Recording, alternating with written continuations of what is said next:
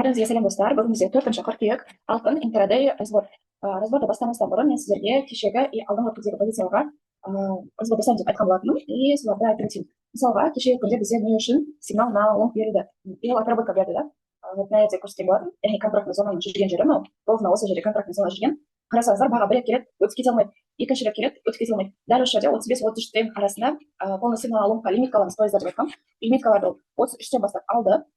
И 60 пипстай отработка берді. Яғни тек бірді ғана алды ше, былай шыққан кезде. Сөйтті да қайтада келген кезде бұл жабылып кетті, но потом одан кейін толығымен отработка берді.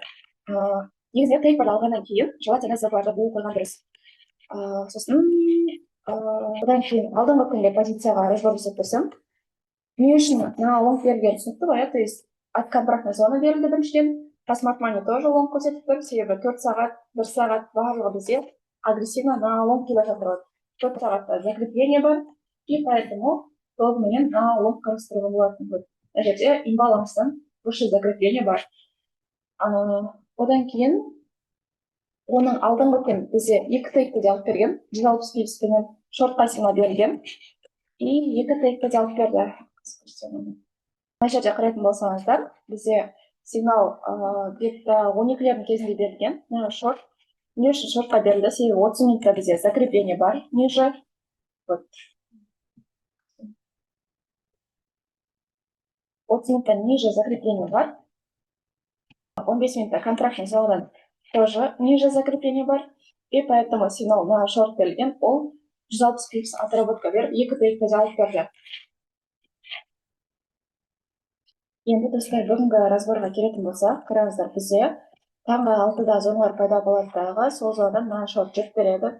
Одан кейін бұл шортовый движениенің цели былай шыққан кезде мынау имбаланс болған болатын. И біз имбалансы толығымен тестировать етеміз. И значит, кезде точка басына жетіп береміз ше.